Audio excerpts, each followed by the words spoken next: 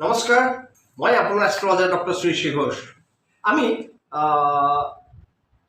আতিকেইটা ৰাশিৰ ওপৰত 1 জুলাইৰ পৰা 31 এপ্ৰিললৈকে এই 6 মাহ यानी 184 দিনত কি প্ৰভাৱ পৰিব তাৰ এটা বিশ্লেষণ কৰি আছোঁ। আমি ক্ৰমাগতভাৱে ৰাশিকেইটাৰ বিশ্লেষণ কৰি আপলোড দিছোঁ আমাৰ ইউটিউব চেনেলত। এতিয়া আজি যিটো ৰাশি সেইটো হৈছে ধনু ৰাশি। এই 184 দিন এই ধনু ৰাশিৰ ওপৰত 4টা গ্ৰহে পজিটিভ প্ৰভাৱ পেলাব আৰু এই পজিটিভ প্ৰভাৱত ধনু ৰাশিৰ বহুত জেগাত বহুত পজিটিভ হ'ব, আবাৰ কিছু কিছু ক্ষেত্ৰত অলপ কম হ'ব পাৰে।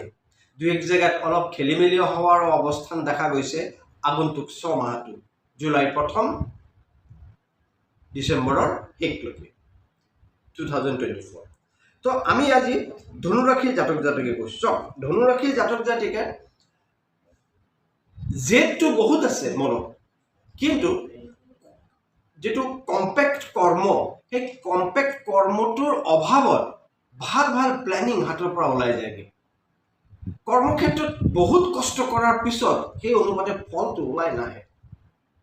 জীৱনত প্ৰচণ্ড সংঘৰ্ষ কৰাৰ পিছতো যেটো পাব লাগিছিলে সেই বস্তুটো নাহে। কৰ্মফলৰ ওপৰত যেটো পৰিণাম আমি প্ৰাপ্তি পাব লাগে ধনু ৰাশিৰ জাতক জাতিকাই তাৰ চেয়ে বহু কোচ দূৰত থাকি যায়। ফ্যামিলিৰ পৰা এনেকুৱা এটা ৰেসপন্স নোপোৱাৰ প্ৰভাৱ ইয়াত পোৱা যায়। কিন্তু এই 6টা মাহত 184 দিনত ধনু ৰাশিৰ ওপৰত 4টা গ্ৰহৰ যেনেকৈ পজিটিভ প্ৰভাৱ আহিব, এটা গ্ৰহৰ কাৰণে অলপ নেগেটিভ আহিব। সেই গ্ৰহ 4টা হৈছে, প্ৰথম হৈছে ৰাহুদেৱ, কেতুদেৱ, শনিদেৱ আৰু বৃহস্পতিদেৱ। यानी ৰাহু, কেতু, শনি আৰু বৃহস্পতি। কৰ্মফল দাতা শনি, কৰ্ম মানে বাণিজ্য বশতে লক্ষী। কৰ্মত যদি আপুনি নিজকে খুব কনফাৰ্মভাৱে যদি লিপ্ত কৰে তেনেহ'লে তাৰ পৰা লক্ষী আপোনাৰ আহি থাকিব। যদি নকৰে তেনেহ'লে আপোনাৰ বহুত প্ৰভাৱ পৰিব, ইয়াৰ নেগেটিভ প্ৰভাৱ। শনি কৰ্মফল দাতা, ন্যায়াধীশ। আপুনি বহুত কষ্ট কৰিছে, বহুত কাম কৰিছে, কিন্তু আপোনাৰ কামটো যদি টেকনিক্যালি সাউন্ড নহয় তেনেহ'লে কৰ্মফলদাতা শনিদেৱৰ পৰা যিটো ফল আমি লাভ কৰোঁ সেইটো নাপায়গে। তো ধনু ৰাশিৰ জাতক জাতিকাই এইখিনিতে শনিৰ প্ৰভাৱটো অলপ বেছিকৈ পৰাৰ কাৰণে, শনি গ্ৰহৰ এই 6টা মাহত বেছিকৈ প্ৰভাৱ থকাৰ কাৰণে তাৰ ধনু ৰাশিৰ জাতক জাতিকাৰ অলপ খেলিমেলি আহিব। কামটো যি কামত হাত দিয়ে প্ৰভাৱটো খুব কম পৰিব পজিটিভনেছৰ, আৰু অহা কামটো হাতৰ পৰা ওলাই যাব, টাৰ্গেটটো মিছ হৈ যোৱাৰ উপক্ৰম আছে। যদি আপুনি প্ৰেমত আছে, কাৰোবাৰ লগত যদি প্ৰেম কৰি আছে, তো প্ৰেমৰ ব্যাঘাত ইয়ানি যাক বিচ্যুতি বা প্ৰেমত অঘটন বা প্ৰেমত আপোনাৰ আজিকালি যেটো ভাষাত কয় ব্ৰেকআপ, তো ব্ৰেকআপ লিখা পৰিস্থিতিৰ উদ্ভৱ হোৱাৰ সম্ভাৱনা হৈ যায়গে। আপোনাৰ বাচন ক্ষমতা, বাচন ভংগী মানে কথা কোৱাৰ ষ্টাইল, লগতে আপোনাৰ কৰ্মফলৰ বিচ্যুতিৰ কাৰণে বৈবাহিক জীৱনতো, প্ৰেমৰ লগে লগে বৈবাহিক জীৱনতো কিছুমান খেলিমেলি ইয়াত দেখা গৈছে। তো আপোনাৰ এই শনিৰ প্ৰভাৱটো অলপ খেলিমেলি দিব। কিন্তু ইয়াৰ বাহিৰে যদি আমি ৰাহুদেৱ, কেতুদেৱ আৰু বৃহস্পতিৰ দেখোঁ তেনেহ'লে ৰাহু আৰু কেতু এই দুইটাই আকৌ একবাৰ আপোনাৰ গুৰু চণ্ডাল যোগ উৎপন্ন কৰিছে, য'ত আপোনাৰ আকৌ একবাৰ প্ৰভাৱ পেলাব আপোনাৰ কৰ্মজীৱনত, আপোনাৰ জীৱনটোৰ ভিতৰতে। এই কৰ্মজীৱন 6 মাহৰ কাৰণে কৈছোঁ 31 ডিচেম্বৰলৈকে, यानी 184 দিনৰ ভিতৰতে আপোনাৰ যেটো প্ৰভাৱ পৰিব এই প্ৰভাৱটো মই জনাই গৈছোঁ। আপুনি আগতীয়াকৈ অলপ সাৱধান হ'ব, কৰ্মত ধ্যান দিব, নিজৰ হাতে যেন কোনো অন্যায় নহয়, লোকৰ পৰা যেন কোনো ধৰণৰ মানে ঠগি দিব নালাগে, আৰু কোনো প্ৰাপ্তিয়ে যদি কোনো মানুহে আপোনাৰ পৰা পইচা পায়, ধাৰৰ পইচা দিছে বা তেনেকুৱা কিবা পায়, আহিলে ঘূৰাই নিদিব বা ফোন নধৰা এনেকুৱা নাথাকিব, যি পাৰে দি দিব। তো তেনেকৈ হ'লে আপোনাৰ তাৰ আয়ৰ বৃদ্ধিটো বেছি হ'ব।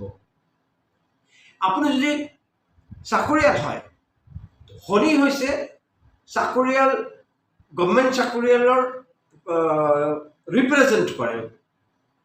আপুনি পুৰুষ বা স্ত্ৰী কোনো কথা নাই, কিন্তু শনিৰ প্ৰভাৱ আপোনাৰ ওপৰত থাকিব। আৰু এই ধনু ৰাশিৰ জাতক জাতিকাৰ কিন্তু শনিৰ প্ৰভাৱটো ইয়াত অলপ বেছি পৰিছে, ইয়ানি কৰ্মক্ষেত্ৰত আপোনাৰ কৰ্ম বহুত হ'ব, ফলটো খুব কম হোৱাৰ সম্ভাৱনা থাকিব। কিন্তু ধৈৰ্য যদি ধৰি ৰাখে তেনেহ'লে শনিদেৱ হৈছে দিয়ে, দুই হাতে দিয়ে, জ্ঞান বুদ্ধি টকা পইচা চব দিয়ে। তো এই শনিয়ে আপোনাক আকৌ খুব ধুনীয়া এটা পজিশ্যনত লৈ যোৱাৰ ক্ষমতাও ৰাখে।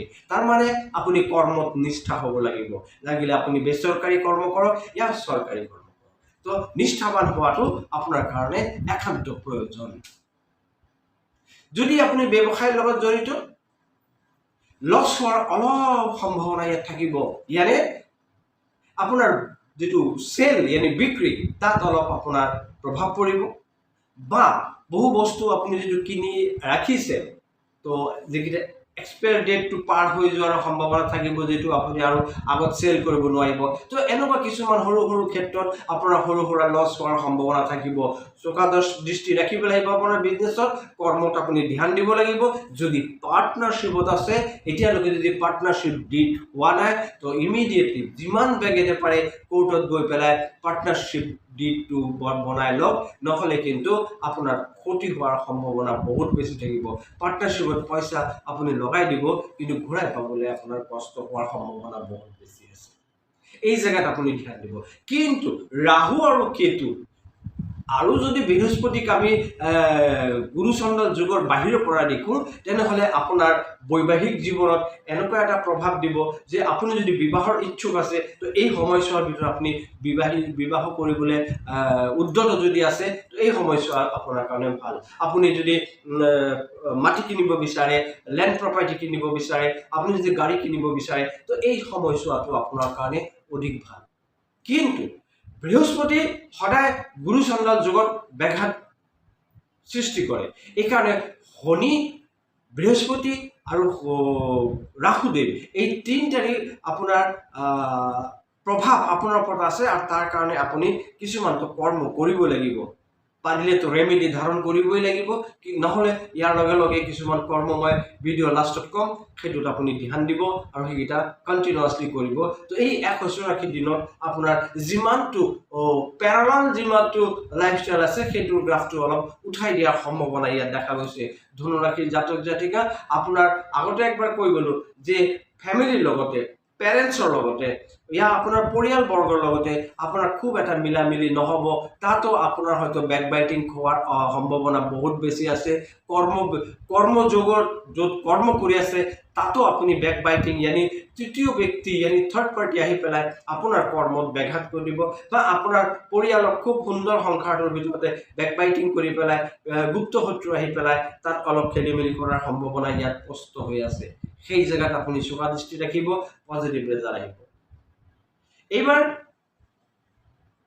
কি উপায় কৰিব লাগিব আপোনাৰ, সেই উপায়টো কোৱাৰ আগতে এটা কথা মই আপোনাক জনাই দিছোঁ। যদি কেনেবাকৈ আপুনি আমাৰ এই চেনেলত নতুন আছে তেনেহ'লে ছাবস্ক্ৰাইব কৰিবলৈ নেপাহৰিব। আপুনি ছাবস্ক্ৰাইব কৰিবলৈ নেপাহৰিব, বেল আইকনটো বজাই দিব আৰু শ্বেয়াৰ নিশ্চয় কৰিব।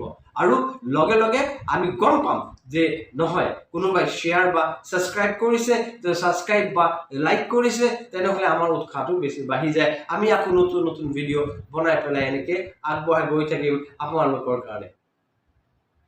আৰু যদি কেনেবাকৈ আপুনি বা আপোনাৰ পৰিয়ালৰ লোকৰ যদি কোনোভাৱে যদি শুৱনিখন বিশ্লেষণ কৰিবলৈ ইচ্ছা আছে, তেনেহ'লে আপুনি আপোনাৰ তলত দিয়া নাম্বাৰত একবাৰ যোগাযোগ কৰি পেলাই আপোনাৰ শুৱনিখন বিশ্লেষণ কৰিব পাৰিব মোৰ লগত পোনপটীয়াকৈ। এইবাৰ আহিছোঁ আপোনাৰ কি ৰেমেডি কৰিব লাগিব, এই জেগাত আপুনি কি উপায় কৰিব লাগিব। তাৰ আগতে কৈ দিওঁ, যদি ধনুৰাশিৰ জাতক জাতিকা আপোনালোকে যদি উচ্চ শিক্ষা বা শিক্ষাগত অৱস্থাত বৰ্তমান উপনীত হৈ আছে বা চলি আছে, তেনেহ'লে এই জেগাত অলপ সাৱধান থাকিব। আপোনাৰ যদি কম্পিটিটিভ এক্সামত বহিবলৈ আছে সেই জেগাটো অলপ ধ্যান ৰাখিব, পাৰফেক্টলি পঢ়া শুনা কৰিব, বাহিৰৰ বন্ধু বান্ধৱৰ পৰা অলপ নিজকে আঁতৰাই ৰাখিব, মোবাইলৰ পৰা নিজকে অলপ দূৰত ৰাখিব, ধ্যান ৰাখিব পঢ়াত। এইবাৰ ৰেমেডি কি কৈছোঁ, বৃহস্পতিৰ কাৰণে আপুনি প্ৰতি বৃহস্পতিবাৰ দিনা হালধীয়া বস্ত্ৰ পৰিধান কৰিব, নিৰামিষ ভোজন খাব, আৰু যেতিয়া আপুনি গা ধুব, গা ধোৱাৰ অন্তত লাষ্টত আধা বাল্টিং পানীত অলপ গুড়া হালধি মিলাই পেলাই, আৰু সেই গুড়া হালধি মিলাই পেলাই পানীটো, সেই গুড়া হালধি মিলোৱা পানীটো দি পেলাই গা ধুব। আৰু তান্ত্ৰিক মন্ত্ৰ এটা কৈছোঁ, সেই মন্ত্ৰটো আপুনি যিমান বাৰ পাৰে সিমান বাৰ গাব, গা ধুই থকা অৱস্থাতে। মন্ত্ৰটো হৈছে ওম হ্ৰিং ক্লিং হুম বৃহস্পতায় নমঃ। এই মন্ত্ৰটো কণ্টিনিউৱাছলি কৰিব।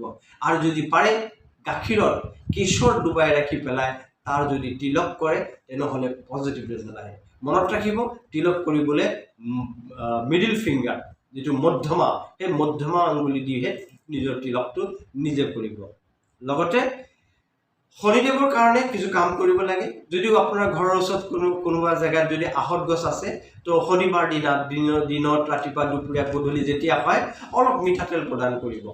আৰু যেতিয়া মিঠাতেল প্ৰদান কৰিব, তাৰ মন্ত্ৰ এটা গাইছোঁ, ওম ঐং হ্ৰিং শ্ৰিং শনিশ্চৰায় নমঃ।